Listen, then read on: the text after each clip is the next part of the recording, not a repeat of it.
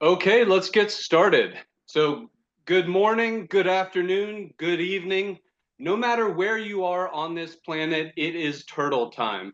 I want to thank you all for joining us for another Turtle Survival Alliance webinar experience, where we're going to dive into the heart of the Colombian tropical dry forest to learn about saving an endemic and rather peculiar looking species of turtle. First, before we begin this presentation, I want to go through a few housekeeping notes. One, this is a a webinar. So we will be having a Q&A session at the end. If you have any questions, please don't put them in the chat. We would like you to put those into the Q&A function in your in the bottom of your screen, or for some of you, the top of your screen, so that we're able to look at those questions and ask them at the end. Also, you will find in the chat our communications manager, Elena Duran. Elena will be providing you with various links that you can learn more about the Dahls toad-headed turtle, the program in Colombia, and more about La Carranchina Natural Reserve.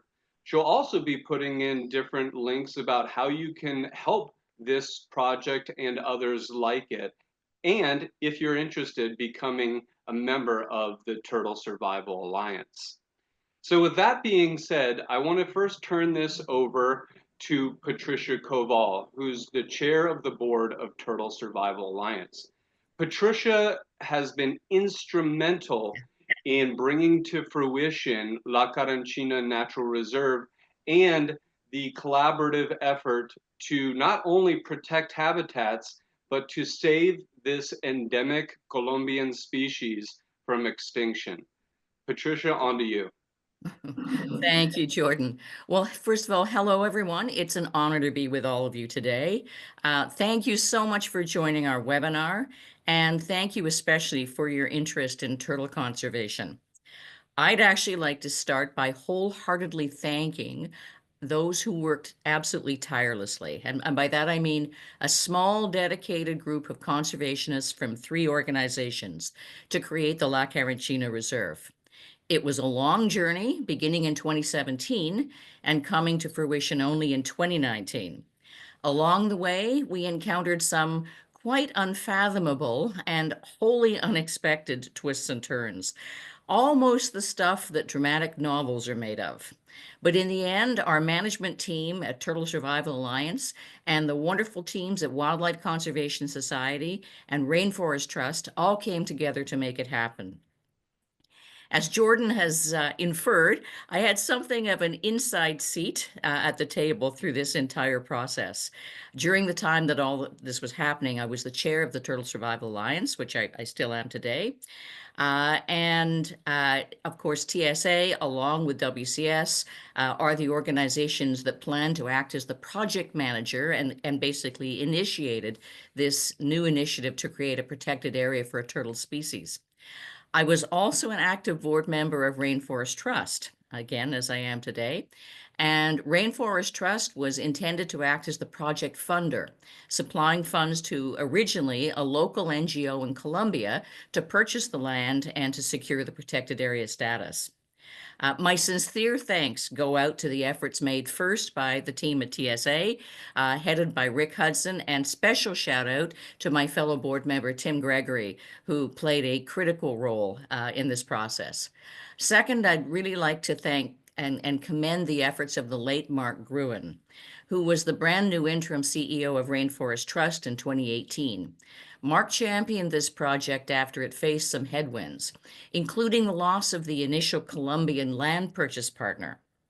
And last but far from least, my profound thanks go to WCS, which stepped up to act as the purchaser owner of the land with funding from Rainforest Trust. At that time, WCS internal policy did not allow it to own land. But in an email that Joe Walston of WCS wrote to me on June 6, 2019, he told me that he was going to go to the WCS board to get a one-off exception to this policy. To quote from his email to me, he said he was going to ask his board to make an important exception for a critical project for a priority species with TSA, one of WCS's key institutional partners. So there you have it. The purchase of the land finally went ahead in 2019, and TSA and WCS worked hard with guidance from colleagues at Rainforest Trust to secure the protected area status for the reserve from the Colombian government, and the wonderful conservation work was able to get underway. So from here, I'm going to let others take the story on. Suffice it to say that the formation of Carranchina and the work that's going on here is a landmark in global turtle conservation, which we at Turtle Survival Alliance are very excited to tell you about today. So please enjoy the webinar, and we hope that you'll continue to stay engaged with us through learning more about TSA's work and our conservation initiatives. Thanks again in advance to our presenters and to the team who made this webinar possible. Jordan, back over to you. All right, thank you very much, Pat, and thank you so much for all you have done to help this species of turtle and the habitats in which it lives. Okay, Herman, let's get going talking about Dahl's toad-headed turtle, Mesoclemmys dahli, a very unique endemic turtle to the tropical dry forest of Colombia. So the first question I have for you is, could you tell us more about the Dahl's toad-headed turtle? Please tell us about its unique characteristics, its range, and its habitat requirements. And by the way, everyone, while I ask these questions and Herman responds, I'm going to be flipping through a slideshow so that it tells the story while Herman answers. Thanks, Herman. Thank you, Jordan. Thank you, Jordan. Thank you to the TSA, which I'm part of, for this incredible webinar to talk about this species that I love so much, but it's so rare. And thanks a lot to Pat Koval for the introduction, and thank you for all your support to the conservation of this species. You have been really catalytic in what has happened so far. Yes, the Dahls Toad-headed turtle, or Carranchina, as they call it in Colombia, the local people. It's a very rare species, very particular species. As you can see, it is the only member of the Chelid family that occurs north of the Andes. This is a species endemic to northern Colombia, as Jordan mentioned. So if you think of northern Colombia, that is north of the Andes, which dissects Colombia.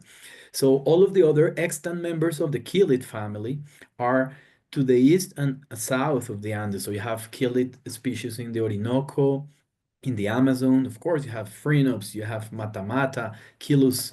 So you have all these very diverse group of the chelids that occur south of the Andes, but Dahl is the only one extant species that occurs north of the Andes. So it is a very unique species, particularly because of the place where it lives.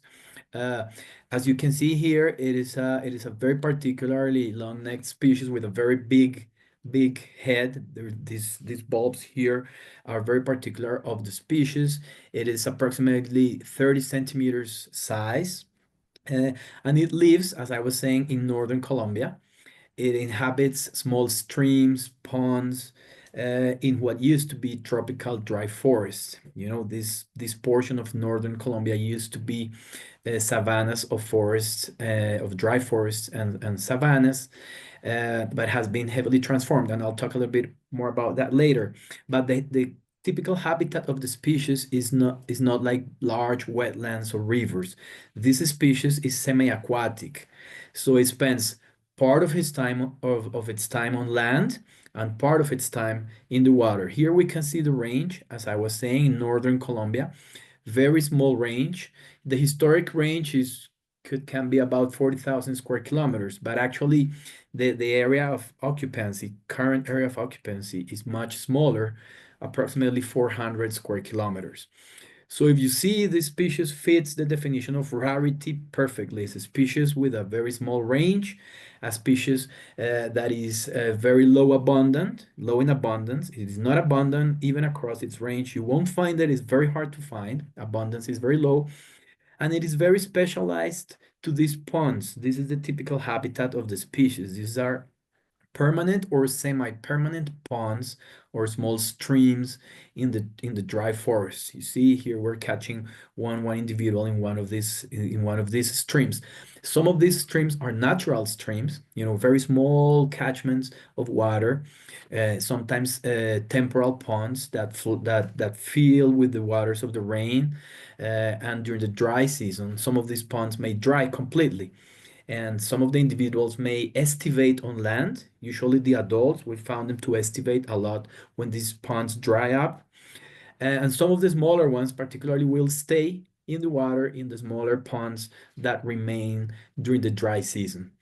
So very particular species, very strange looking species. I like it. I think it's very nice, but some people find it very weird. Very particular habitat in a very small range in northern Colombia. Herman, I think the use of very in so many descriptions of the species is interesting because it just shows how unique this animal is, how unique its habitat characteristics is. And all of that goes into the unique efforts that we're going to see to save it. So let's talk more about the threats to this species, because as you were demonstrating when we were showing the historical range of the species, the range is now very much truncated and highly fragmented. So let's talk about the tropical dry forest that you mentioned where it lives. It's one of Colombia's most threatened ecosystems. Only about 8% of it remain in the country. And species like the Dahls toad-headed turtle are highly endangered because of that. So what is the primary cause of this habitat decline? And how does habitat loss and degradation exacerbate the decline of the toad-headed turtle? Yes, exactly. Like you were saying, Northern Colombia, the main ecosystem here, the natural ecosystem in Northern Colombia used to be tropical dry forest, which is a particular type of forest uh, uh, that is mixed with savannas. It's not only forest cover, it's naturally mixed with savannas. But because there is a lot of people in northern Colombia, during the last centuries, there has been a lot of transformation of this ecosystem, mostly for small scale agriculture and cattle farming. So it's a long history of cattle farming, small scale agriculture, transforming the land, the soils, cutting down the forest, as you mentioned. Less than 8% of the native original vegetation still remains. So you can think about it. A species that has less than 8% of its original ecosystems, of course, it's got to be a species that is very endangered. These are some of the extreme cases of the dry forest. It's also there's been some mining of sand and gravel. So this, of course, removes the soil, removes the native vegetation cover, and transforms a lot the ecosystems. So really, the species is surviving in a heavily transformed habitat. This is not the original habitat of the species. We have not found the species in one single well-protected forest, dry forest. So what used to be a range across northern Colombia is now restricted to populations that are very small and that are scattered in certain places along certain sites along northern Colombia, but that are all transformed to certain degree. You may find areas on the east that have a little bit more forest than to the west of the range, but all of the areas where the species occurs right now are areas where people live, where there's cattle farming. Actually, a funny thing is that the turtles actually enter these ponds, these cattle tanks, these water tanks for the cattle. This is part of the habitat now of the species. They enter the water. They may find some food, refuge there, but of course this is suboptimal habitat. This is not the habitat of the species. And as I mentioned, in some cases they enter these ponds because since they are so terrestrial, but in some cases the land is only grass with cattle, these are the places where they like to stay. And I'll talk more about this when I talk about the reserve, where there's no cattle, when there's no grass, and the turtles actually like to spend more time outside of the water than in the water, which is interesting. But yeah, these are all examples of the transformation of the dry forest in northern Colombia, which is used to be the habitat of the species, but now unfortunately has been not only transformed, but with the habitat loss also comes habitat fragmentation. So the little forest, the little dry forest that still remains, is located in small fragments, small patches scattered across northern Colombia, which of course has implications of the species on its movements and its populations. Yeah, and talking about implications, we're about to get into genetics because the genetics is really the driver behind the whole strategy to save this species. Talked about how they're highly fragmented. You've talked about how that leads to inbreeding. They're in these very, very small, restricted habitats with sometimes large parcels of degraded land in between each habitat, and there might be very, very little gene flow. So let's talk about the genetic research impact. More than a decade ago, Wildlife Conservation Society Colombia spearheaded the research into the genetics of Dahls toad-headed turtles in the wild in these fragmented populations. Um, so those genetic studies revealed high levels of inbreeding and low population sizes. Can you elaborate on how these genetic findings are shaping the conservation strategies that we're seeing now for the species, such as genetic rescue and management unit establishment? Yes, I think this is becoming an incredible example of how important conservation genetics are. Uh, in 2014, like you were saying, a decade ago, so we did a field work across the whole range of the species. So we went across all northern Colombia. We were looking for remnant populations of the species because we couldn't find it. We could find scattered individuals, but we wanted to understand where we wanted to locate the last remnant populations of the species where you could find a healthy population where you could still do more recapture studies, that you could do some conservation initiatives, because we knew very little populations of the species. And while we were doing this, we were capturing turtles, sampling turtles across all northern Colombia, and we were of course taking blood samples of the animals. So we collected this. This took us for like about a year and a half field work of going across northern Colombia, finding populations, collecting blood samples for the species. And this was awesome because this is a very rare case where you can have samples across the whole range of the species. So this was perfect for the genetic studies that were led by Dr. Natalia Gallego, who was a PhD student at the time. This was part of her PhD research. Natalia, of course, is now Director for Conservation Genetics at the TSA.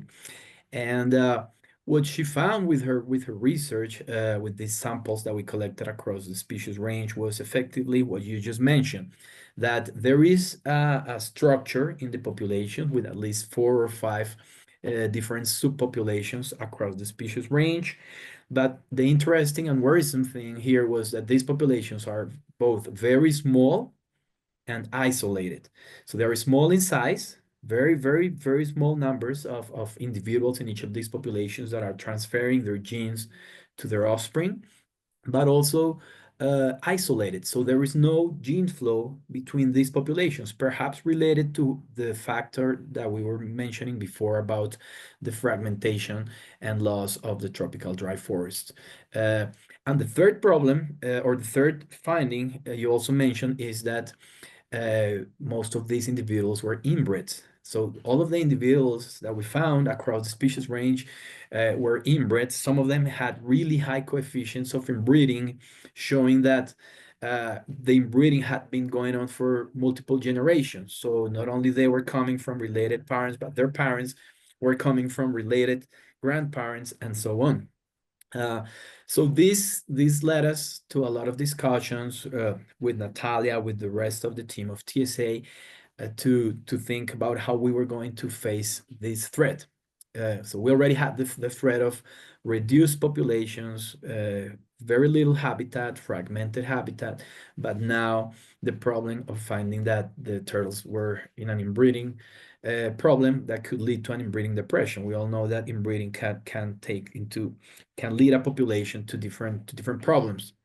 Uh, so this was part of the basis for the creation of the Carranchina Reserve. So we thought this is a species that requires that we pilot, that we test a genetic rescue program. And we discussed this with Natalia. She proposed this, and we were thinking about how to do this. This had never been done in Colombia. This is something that is new. I don't know if it had been done for turtles, but at least in Colombia, it had not been done for turtles or for any other vertebrate or other species whatsoever. So the idea was to find a place where we could bring animals that were not related to the local animals, so they could have their genes mixed, and we could reduce inbreeding.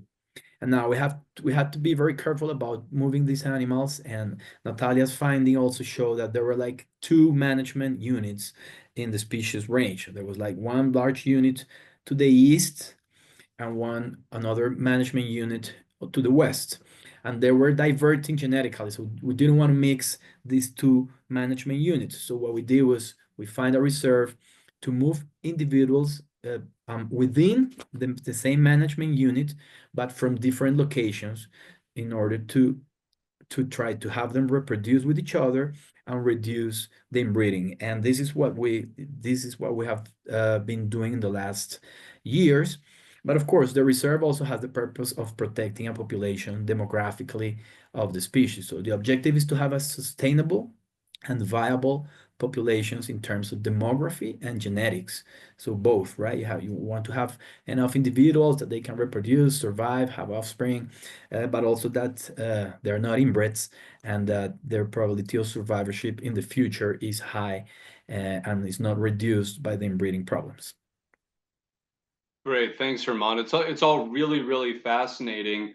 And you already touched quite a bit on my next question. And as did with her opening, Pat Koval was able to give quite a nice background on the acquisition of the land for La Carranchina Natural Reserve. So the question I next have is about land acquisition for La Carranchina Natural Reserve. So you've already done so very much, so maybe we'll kind of give it a tight little answer here. Is can you explain the significance of acquiring the 120-hectare parcel in Sucre in 2019 for the creation of La Carranchina Natural Reserve, and how has this acquisition helped address the challenges of habitat fragmentation and inbreeding for the Dahls toad-headed turtle?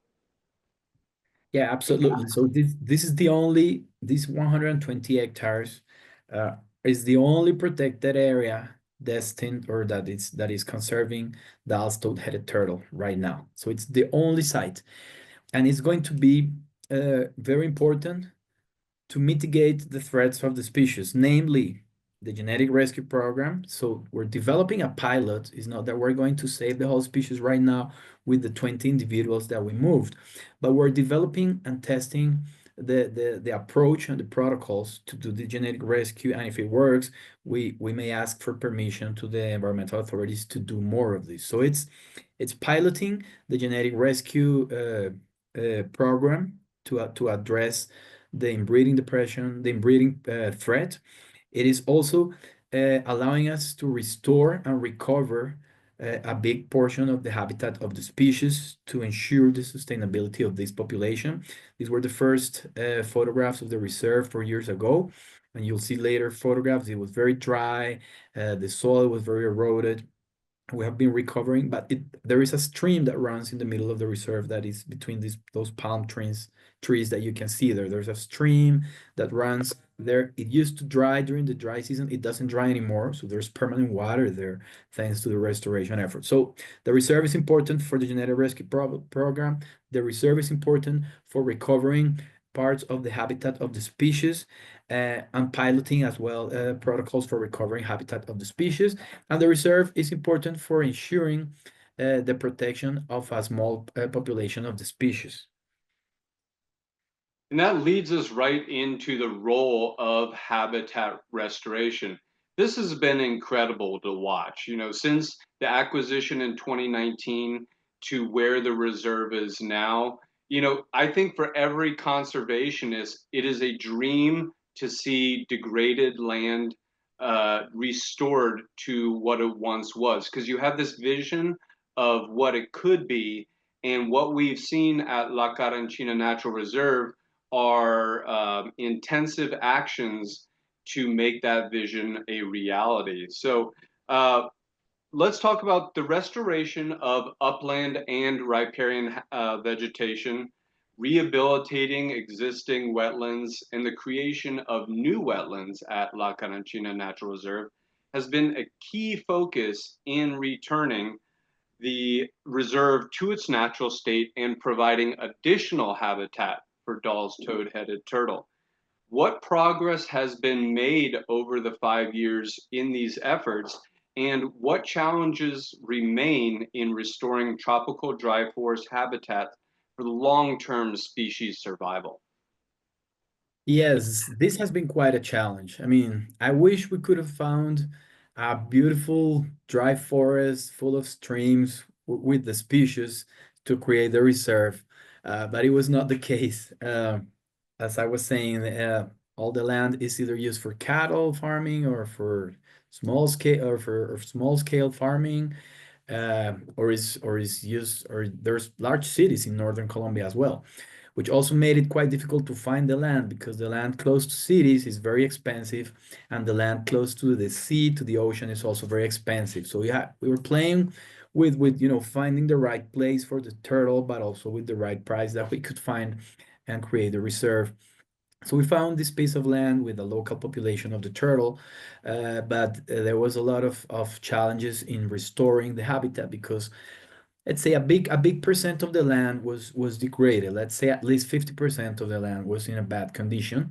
Uh, but we have a great team. We have a restoration expert in the team. So she did all the assessment of the local vegetation, the different types of land cover, historical land cover, a mixture of forest and savanna, and she developed this restoration plan for the reserve, where you set out your goals, the current state of each of the land covers, and the state that you wish to take them to. So with this restoration plan in progress, we created this, we built this nursery that has the capacity for 5,000 treelings, and we started, building the nursery, working with the local people, with the ranger from the reserve and the technician from the reserve. We have a forest engineer that works in the reserve, and he's incredible. He's the one that has been leading most of the restoration program so far. We have in the nursery over 60 different species from native trees, of course, all belonging to the dry forest. Uh, they have been learning about how to manage a nursery, and we have planted over 8,000 treelings of native plants in the reserve, covering over 60 hectares that are in the process of recovering. Now the soil, the native vegetation, the soil cover and the vegetation cover is recovering in these 60 hectares of the reserve. There are trees that are grown already, and actually animals are coming into the reserve, like primates, like howler monkeys, because now there are trees and food, like sloths, because now there are trees and food. You see in the savannas of the reserve now look like this, and not like the degraded pictures that you just showed a few minutes ago.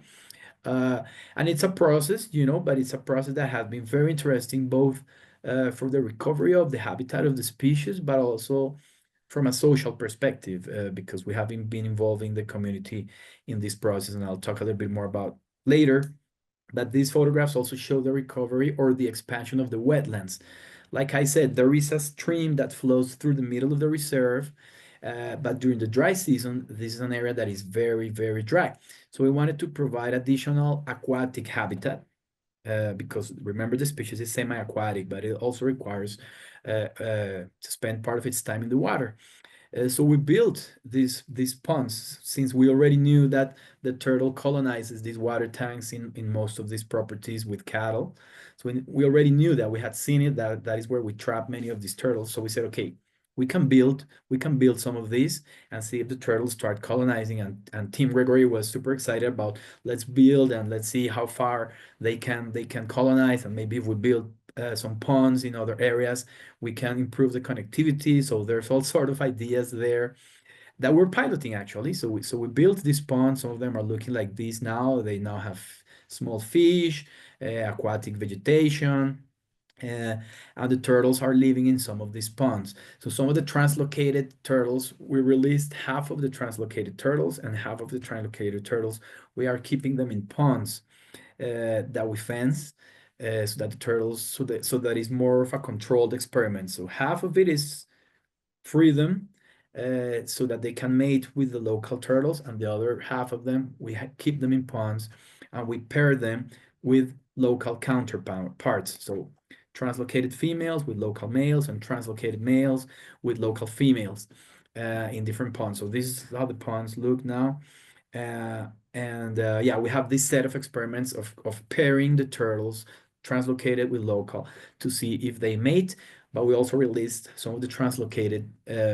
We had a lot of discussions on how to do this, and since we didn't know how they were going to adapt, and they may take time to reproduce when they are captive, we wanted to leave some of them free to see if they were reproducing faster. Um, so the results of this, of course, will take some time to find, because the ones that are free, the turtles that are free, we don't know if they have mated with local turtles. We will only find out about it when we start doing genetics on smaller turtles and see if their parents are mixture of translocated and local. And in the ponds, it has been quite a challenge. The turtles have not reproduced to our knowledge. The nests are usually very hard to find. We provide nesting substrate for the turtles, and we monitor them using ultrasound techniques frequently. Uh, but we haven't seen reproduction events until this year, actually. This No, year. you're jumping ahead, Oh, Herman. We're gonna okay. get All right, all right. there. I won't jump so much ahead. Yeah, I was talking about the reserve and the restoration and the ponds, and this is where the ponds look like right now. If you know Herman, you know that he can talk about Mesoclemmys dahli all day long. So I too, I would just start going off, but I just want to let you know that yeah, we're gonna get there. Um, so Right. so you did bring up community engagement, okay, and the importance of like the community of Flechas nearby, and San Benito Abad, and other smaller communities. Local communities play a critical role in conservation. So can you describe how the landowners, the rangers, and other stakeholders are being integrated into the management and restoration efforts for Dahls toad-headed turtles in the reserve, and of course the lands adjoining it? Yes, I have to say that community engagement and community work is very important for all of the projects of TSA Colombia. So all of the turtle conservation projects in Colombia, led by TSA, have involvement from the community. Even this one, that is a reserve that is more focused on the populations and the genetics of the turtle, even this project has an important component of community involvement, because the vision that we have for this reserve is that it is not like an island that people outside just see the forest growing and learning about that the turtles are recovering there. But we see this as an opportunity to develop a model where people can live in the tropical dry forest, even use its resources. We're piloting some sustainable use uh, projects while protecting the biodiversity and the endemic species. So we have been working with the communities from the beginning, uh, with the nursery. It started with the nursery. There's been a great involvement with the nursery. So we started with a group of women that were, they learned how to work on the nursery. We transferred those skills to that group of women uh, to participate in the nursery from the reserve. But since they were so interested and they were so good at learning the nursery work, they actually developed their own nursery. So now we have two nurseries. We have a nursery of our own in the reserve, but the group of women that started working in the reserve, now they have their own nursery, and they use what they learned in the reserve, and they are selling trillings to different projects and restoration projects in the area. So this is part of how the reserve can, involve and engage people and benefit people from the local area, like with real things, with real learning, with real capacity building, with real alternative economic alternatives. Uh, Also, of course, we have been working with the landowners from the neighbor properties. So we have been engaging with them. We have conservation agreements with a few of the neighbors where, we help them with the particular productive activities that they need. We do some investment sometimes in their properties, and in return, they protect the riparian vegetation for the turtle, and they protect the turtle. So they don't kill the turtle, they don't fish the turtle. Sometimes when they find a turtle, the neighbors will bring it to the reserve. We'll do genetic samples, and but yeah, but the community in general has been very involved, both the neighbor properties, which is starting a movement of learning about the species and becoming more interested in protecting the dry forest as much as they can, while they still do their economic activities. They have cattle, or they have crops, cashew crops. Some of them have cashew crops, but they're starting to learn and becoming interested in protecting the riparian vegetation, at least, and protecting the species. And that's the way they're getting involved. And the other part of the community is more involved, like the women group, the community of Flechas, which is the nearby community, the nearby village. They're using the reserve as a school, as an environmental class. So the children from the school visit the reserve to learn about the dry forest, the turtle, about other species, because there are other species in the reserve now, like I mentioned, sloths, howler monkeys, deer, small cats, raccoons, which can be problematic if you're trying to save turtles, and every turtle counts. But yeah, the community has been very involved in the project all along. Thanks, Herman. And I just, you can see the screen here. I don't think we can talk about La Carranchina Natural Reserve without definitely also giving credit to these two gentlemen here, Donis Manchengo and Yenar Vega, who have been so important to being able to uh, do the work on the ground for helping restore the property and being able to track and maintain the Dahls toad-headed turtles that are on the reserve. Yeah, absolutely. There is a ranger who is Donis, and he lives there in the reserve, and he takes care of the turtles. He helps monitor the turtles that have transmitters. And Yainer is a technician. He's an engineer, a forest engineer, and he's in charge of more the technical details of the restoration, of data management, and collecting the data from the turtles and interacting with the biologist. Yeah, it's a very important team that do both the patrolling, the monitoring, the management of the reserve. It's quite a lot of things that are happening in the reserve. We also have bee. We're doing honey. How do you say that? Honey beekeeping. I think that's the word. Uh, Both for stingless bees and for the other ones, the normal bees. We're piloting all these things to make the reserve also a productive area, uh, not only for us, for them, for producing funds, but for piloting for piloting alternatives for the community. And in the future, we may even think of negotiating with the community like a co-management of the resource where they can co-manage and protect the reserve while use sustainably a small area within the reserve. So that is part of the vision and the dream for the reserve, that is co-managed with the communities. Excellent. And, talking about piloting and these different pilot projects, it really brings up innovative conservation measures. And this is where I want to get into the translocation program. You already did talk about it quite a bit.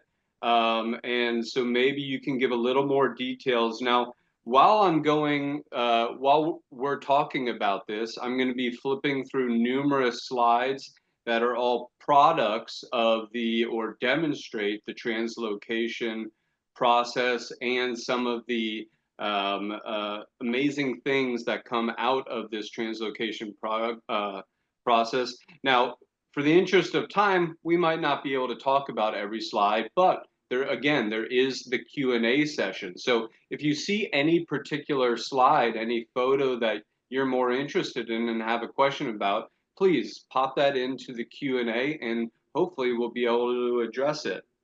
So innovation conservation measures. The Translocation Program at La Carranchina Natural Reserve is a novel approach to addressing inbreeding, as you've so described. How were donor populations selected, and what early results or observations have emerged from this genetic rescue initiative? Yes. So we got permits to move 20 turtles for the genetic rescue pilot and bring them into the reserve. So we brought them from a nearby population that is within the same management unit, but at a location far enough in order not to be related to the turtles in the reserve.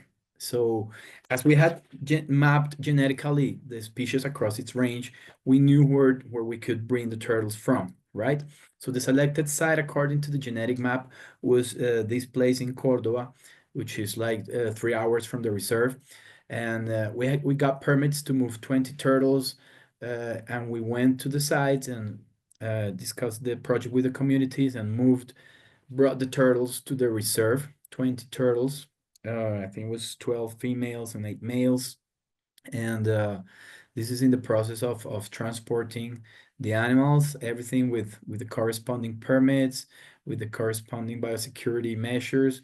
And we brought the 20 turtles to the reserve and we distributed them, as I mentioned earlier. Of course, we attached transmitters to most of the translocated animals, not to all of them, because males are too small. And when these turtles swim, you don't want to have a turtle with a very heavy transmitter. It actually affects its swimming skills. So males that were very small, we did not attach transmitters to them. All males translocated had transmitters, VHF transmitters attached to them, and we released them in the reserve. And we have been following them since the release using the VHF radio tracking. Here is one beautiful male about to enter one of the ponds in the reserve. It's been very challenging. They look very healthy. They seem to be adapting well to the reserve, but we've had natural predation of translocated turtles. So not all of the turtles have survived. We have had natural predation.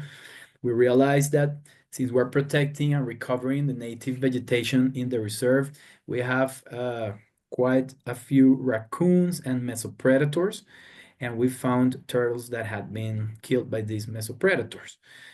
So it's been a lot of challenges, but at the same time, some of the turtles that were translocated and came with eggs already. They released their eggs during the translocation process. So we have some babies, some hatchlings in the reserve. Some of them have survived so far. These are the hatchlings that were born in the reserve. These are not hatchlings still from the mixed genes from translocated and local turtles. These are hatchlings from local turtles that have released their eggs here in the reserve. As you can see, these tiny nuggets are very beautiful, are very funny looking animals. Their head looks huge when they're babies. Their head is like larger than their carapace. It's just they have a huge head. And here are two young turtles that look like sandwiches. They're so flat, and they stick their head to the side.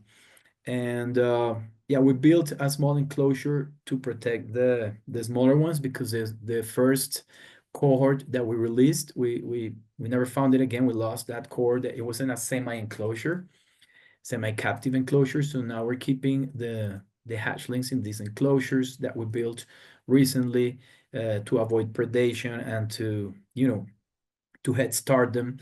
And the population studies that we've done have indicated that this is a good strategy to keep them at least 2 or 3 years. These may have an important effect on the population.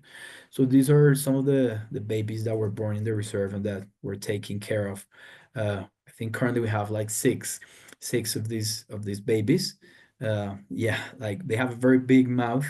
They like to crush snails, and they have a big bone in their palate that may be an adaptation to crush all these snails that we used to find in their native habitat in another location. I used to find a lot of snails in their feces. It seems like they really like to eat these snails. Uh, and it's something that we're looking to, because in the reserve we don't have those, although we have native populations of the turtles. All right, thank you, Herman. Now, the next thing that we're going to talk about, this is really important. It just happened this year.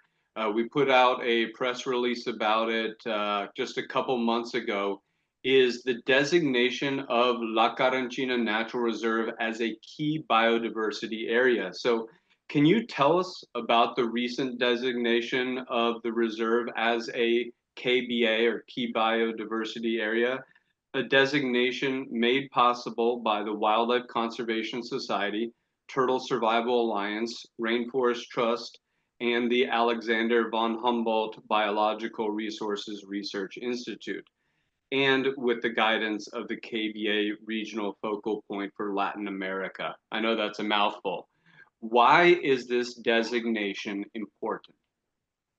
Yes, so this is very interesting. The key biodiversity areas are the most important areas in the planet for species, fauna, flora, and for critical ecosystems. So they are like the global standard, and it's one of the main ways in which the conservation world prioritizes areas for conservation. So the KBAs are across the whole planet, and they are sites that are identified according to certain criteria and thresholds, because of their importance for the conservation of a particular population of a species or a group of species, or the protection of an ecosystem, right? So for those of you in the conservation world, you may be very familiar with the KBAs. Every country always has a cycle of reviewing and identifying KBAs in their territory. And there is a global map of the key biodiversity areas that you can look up in the KBA's website. So, as I was saying, there are different criteria for designating a KBA, for flagging a KBA. This is a prioritization. This is not a protection figure. It's a prioritization figure where you're saying this area is very important for the conservation of a species. Uh, Usually the criteria are because the species has a very small range, and that area, that KBA, protects a significant portion of the range of that species. So if you have an area that is protecting a significant portion of the range or the population of a species, it can be a candidate for becoming a KBA. In this case, the Carranchina was the first KBA that was designated using the genetic criteria. So there is another criteria that states if there is an area that has a very significant portion of the genetic diversity of species, uh, that area is also important, as important as having a portion of the population, a portion of the number of individuals. And this was the first time that actually the genetic criteria, which has been there for some years now, was used to designate a key biodiversity area. So this was the first designated using the genetic criteria, which was very interesting. We had a lot of discussion with Natalia. I think it's also helping to refine the criteria and how to use it. But anyway, at the end, what this is saying is that it's not only the reserve, but it's an area where the reserve is located. It's like a very small area where we have found the turtles there. That includes the reserve. That is very important because it is one of those genetic units that we mentioned, and because it contains a big portion of the genetic heritage of the species, but also demographically is an important area for the population of the species. So it's just an important recognition. Usually it's the other way around. Usually you first have a KBA designation, and the people establishing protected areas, like they select and they prioritize these sites to create protected areas or other effective conservation area based measures. But in this case, we already had the reserve. We had anticipated that because we knew the importance of the site, and the recognition comes afterwards that this is a KBA. So yeah, it's a significant recognition, and it just highlights the relevance of this site for the conservation of the species, which is very important. So now we have La Carranchina Natural Reserve. Now it's been designated as a KBA. You've talked about other species that are inhabiting the reserve.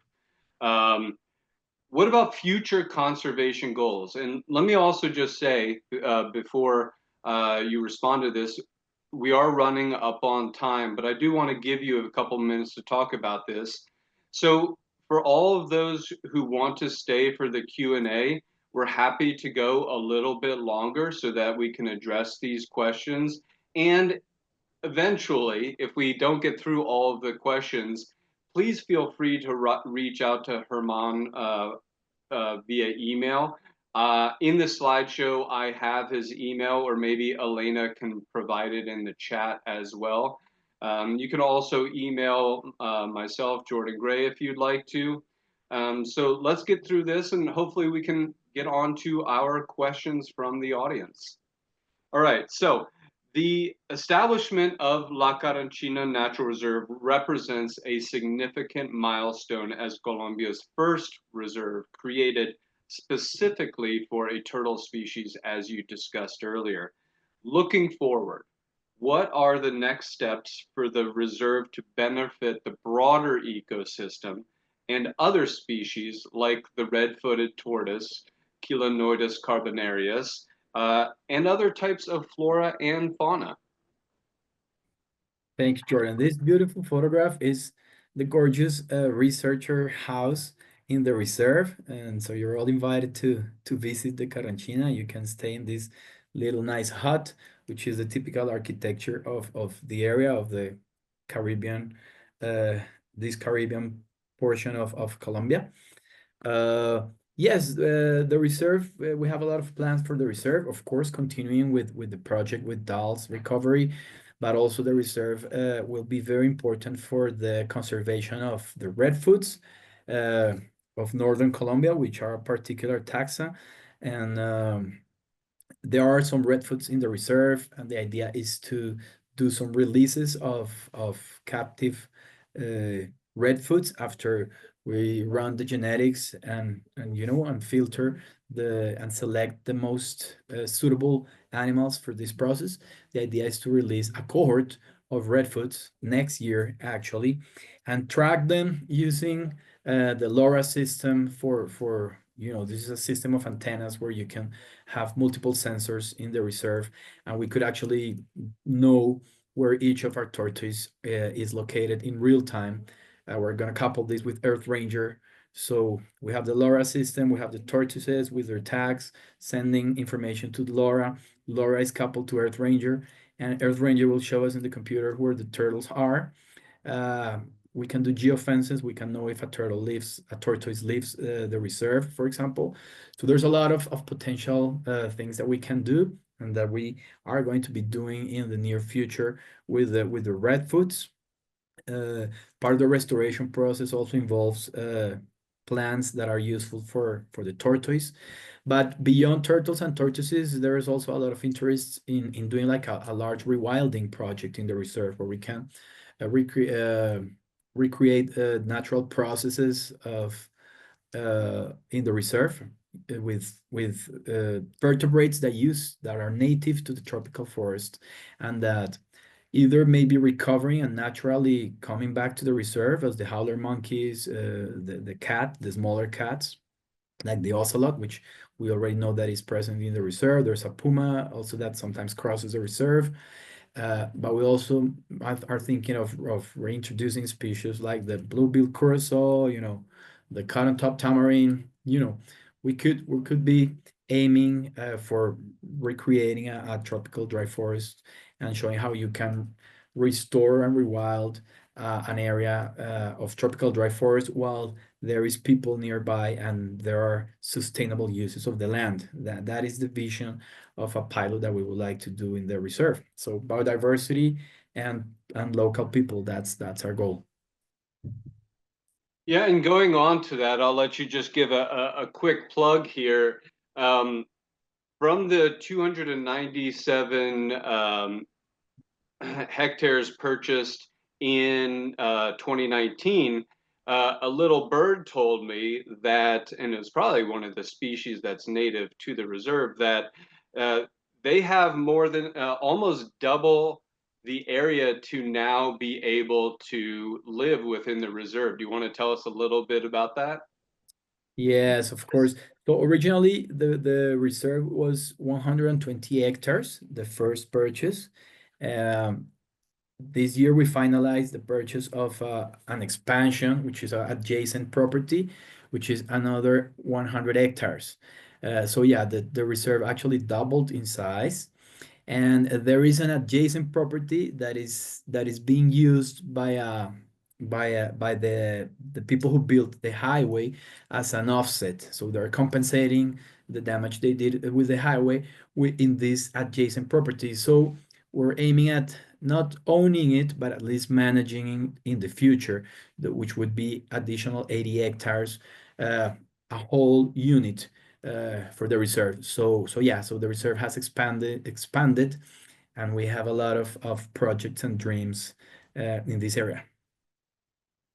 Thank you, Herman. And one thing that I can say, as you all have seen today, is when Herman and others, Rainforest Trust, WCS, Turtle Survival Alliance, have dreams, have visions, we make them into reality. It's a lot of hard work, but it is something that we are all, as a collaborative and our own individual organizations, uh, dedicated every day to doing. So La Carranchina Natural Reserve was a dream, and now it's become this key biodiversity area. It's an oasis. It's a place where the Dahls toad-headed turtle has a secure future. And it's so important for the recovery of that species and of other species. So I do want to say thank you very much. You can learn more about this project and others at turtlesurvival.org. Of course, thank you very much to Herman and to our opening address from Patricia Koval.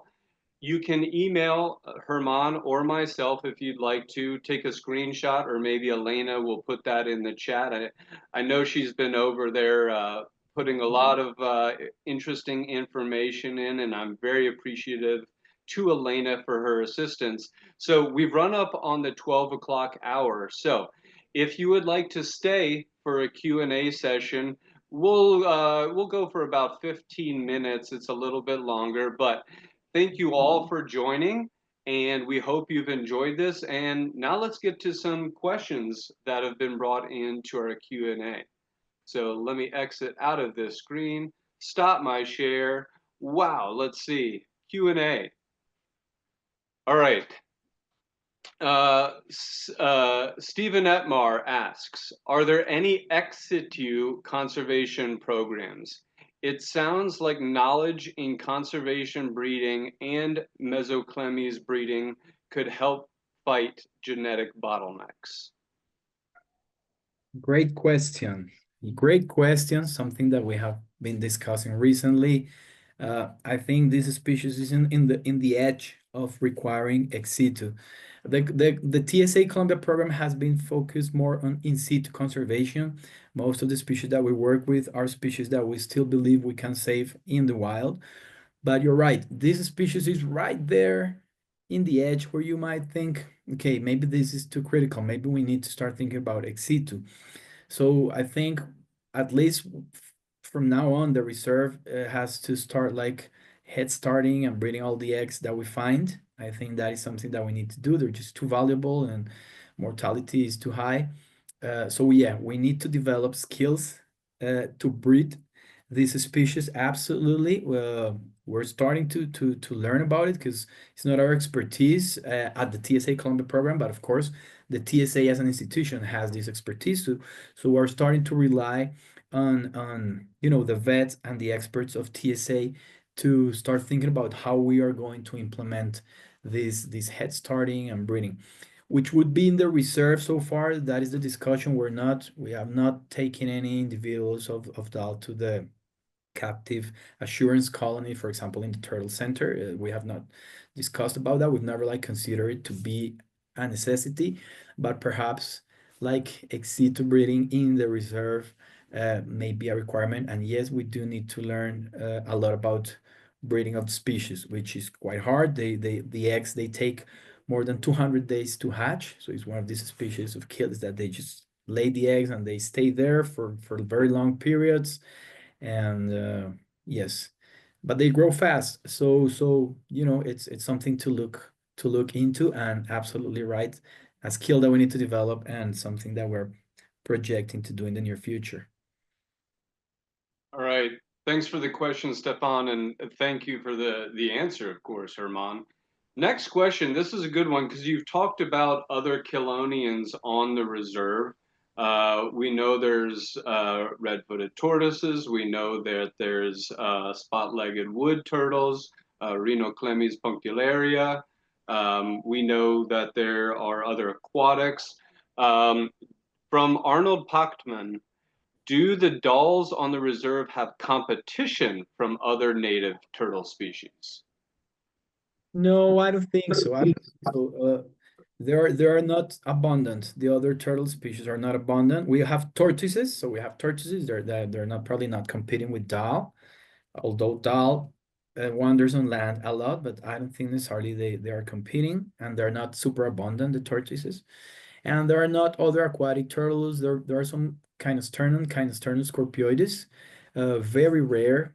Sometimes we catch one or two scorpioides in the ponds. Uh, the Rhinoclemmys melanosterna, I think once we captured one because they're more like those other turtles are more like wetlands, wetland. They like wetlands. There's a very large wetland very near the reserve. There you have all those other species of aquatic turtles. But the reserve, the aquatic habitat, they're just very small streams and ponds. So it would be more for like kind of sternids, but they're not super abundant there. So I don't think that is the case, but there is a lot of predation from other, from mammals mostly. Okay, thank you. And also thank you both to John Carr, who's in the chat, and to Herman for correcting me. I don't mind being corrected. I accidentally said punctularia, and it's melanosterna that is on the reserve. So Well appreciate done. that. This is a good question because it comes up often when people see this from Giannina Fanaru. What glue do you use to fix the transmitters to the carapace of the turtles? Wow, it's been a while since we glued those transmitters, but I think we use some sort of Loctite. Is that a name? Is that a glue? Yeah, Is that the name of Loctite the? or JB water weld Yeah, is it's very common it's a to use. Loctite. I don't remember which reference. I could look it up, but it's a type of Loctite uh, that we use to attach, and it works quite well. Uh, we've had the transmitters attached over 2 years without falling. So yeah, and it's not heavy, it's not dense. Yeah, it's well Here's a resistant. question. Okay, excellent. Thank you. And Giannina, if you want to reach out to learn more about what's used, please feel free to email us. This question comes from somebody you know quite well. Andrea Cheveri asks, are you also pit tagging, microchipping translocated individuals? No, good question, of course, Andrea, a good friend, and also a turtle biologist and herpetologist, very well known in Colombia. No, we're not pit tagging the translocated turtles. We're only marking them in the scutes and using the transmitters. But yeah, it would be good to pit tag them. I think that's a good idea. Uh, it's always good to have multiple marking techniques. There is not such a system of other people capturing, recapturing turtles that we could share information, or that somebody would capture the turtle and find the tag. That's not the case. But as a way of having multiple ways of marking the turtles, because yeah, the transmitter eventually will fall. Uh, the scale notching in adult turtles, it lasts quite a lot. But yeah, pit tagging, yeah, funding. If we have funding, we'll tag them. Maybe Okay. Indianapolis will join and help us pit tag the turtles. Right. Well, if it's this question is coming from Andrea, maybe the Indianapolis Zoo would be interested in funding the pit tags. Of course, you're invited. Yes, of Always got course. to put people on the spot. So next question from Stefan, and this goes back to some of the questions about is there competition? Do you have plans for introducing potential prey items like certain snails? Do you know what the local turtles are feeding on? In these newly created ponds, Stefan imagines that maybe there's not a large abundance of the naturally occurring prey items. Yes, it's a great question. It's something that we need to work more on, developing better protocols for the food. We yeah, in the reserve there are small fish and there is small crabs. There's a lot of small crabs that I know the turtles are feeding on. And in the ponds, some of the ponds are connected with the natural stream, so the fish have entered those ponds. So we do have small fish, and we do have macroinvertebrates such as crabs. We don't have the snails that I've seen in the other location, that I've seen them a lot in the feces and that I know they like a lot. I thought about it at some point, but it's something that we haven't done. It would be great to have a project, a student, uh, you know, analyze whether that is part of the native range of those snails, because we don't want to introduce animals that are not in the range, but whether that is part of the native range, or there are other potential snail species in adjacent areas that we could bring and even breed in the reserve. That would be a magnificent project. I would think that is a great idea. Yeah, we just somebody who would like to do that sort of thing. There are just so many things to think about and take care of the reserve that it's hard to do all those side projects. But I think this one is one that is very important indeed. Would love to Yeah, do it. and Doug Trainer, who I know very well, he said, can the schools be given fun projects such as growing snails within labs, starting necessary tree saplings, so that they are interested and involved directly? Of course, there's biosecurity measures that one must take, but those are possible. And again, getting the communities involved is so important because conservation begins and ends at the community level, right? Great idea. Yeah, never thought about it, but children We'll raising. we'll have we'll have Doug write up the protocols, and he can give it to us at the symposium in I July like it. this year. Thank you. Yeah, it's a great idea. Yeah, this type of projects would engage community and help at the same time with these animals, with the snails. Yeah. All right, Chris Hagan. All right, let's see what Chris gets you with. With so few turtles left, have you been able to obtain any individuals for the recovery program from captive holdings by private citizens or roadside attractions or zoos? Hmm. I don't know of any citizens that have them besides, local people that may encounter them. Some of them, if they're locals, they bring them to the reserve. If somebody finds a turtle in the road, they will bring it to the reserve. But people don't used to have this species a lot in their houses. This is not a species different from the redfoots, which people have tons of them in they're good luck. People in the area and in the pet trade, there's a lot of redfoots. These ones, Chris, we don't know of anybody, no local, not even the local people. They smell bad, they're weird looking, they don't like them. They don't like to keep them. In the zoos, only Cali Zoo has like two turtles that are very old. I don't know if their genes are interesting. We'll probably have to ask Natalia and maybe sample those turtles. Maybe they have very important diversity genes or something. Never thought about it. And that's the only other zoo that I know of that has this species uh, captive. I don't know if it's in any other place. Not that I know. Maybe Chris knows. Maybe Chris knows. Um, yeah. So I'm going to do two more questions so that we can wrap it up at 12:15. John Carr wants to know, what is Earth Ranger that you spoke of? Earth Ranger is this platform that is used by protected area managers to collect and visualize information in protected areas. It's an open source platform. Earth Ranger has grown a lot. We use them for some of the protected areas that we work with in Colombia. I mean, you can put everything there and you can visualize your protected area, like where the rangers are, where the threats are. It can be coupled with other platforms like, deforestation alerts or fire alerts. Uh, so you can kind of couple a lot of things in the system through Earth Ranger and visualize it, and it helps you manage protected areas. So it's just this system for assisting in management protected areas. We're partners with the developers of Earth Ranger, and we do projects together.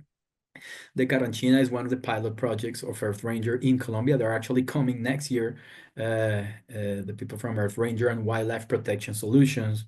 The Wildlife Protection Solution people are the ones installing the LoRa system that is going to be connected with Earth Ranger. So they're all coming to the reserve next year to install all this equipment and start piloting these in the Carranchina Reserve, which is actually, I think, probably one of the few, if not the only reserve that will have all this being piloted in the same area. Thanks, Herman.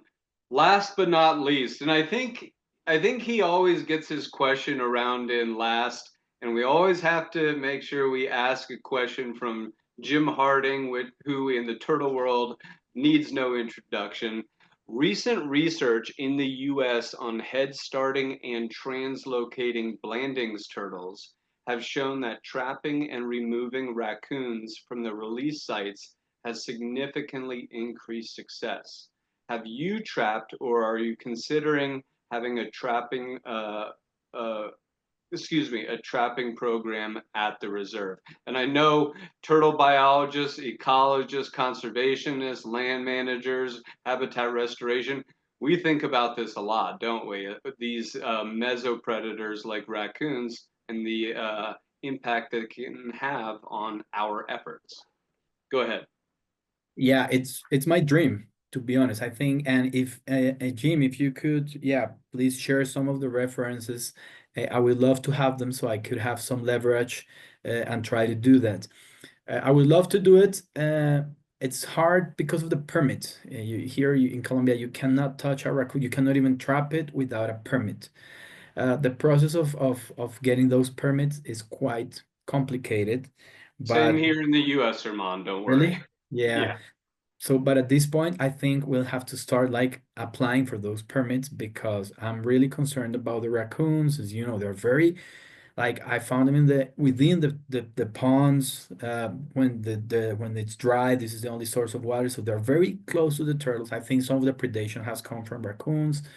So thing is that is not something that is common here in Colombia. Like I know in the US that discussion is from the past, and you manage a lot of species, you kill the deer, you reintroduce the wolves, you control and trap the raccoons. In Colombia, there's a lot of myths and fears about managing wildlife, which we have to overcome. So it's still really complicated. And the way, so you trap them. What my question is, what do you do after you trap them usually? And do you euthanize them, or do you release them somewhere else? Because that I'll was let also, people put that in the chat because that's an answer for a whole nother webinar, I would love to learn internalization. how, once you trap it, what do you do with it? Because that's another permit. Do you have to euthanize it, release it somewhere else? So that would be like an additional question from the environmental authorities that I would have to solve and answer.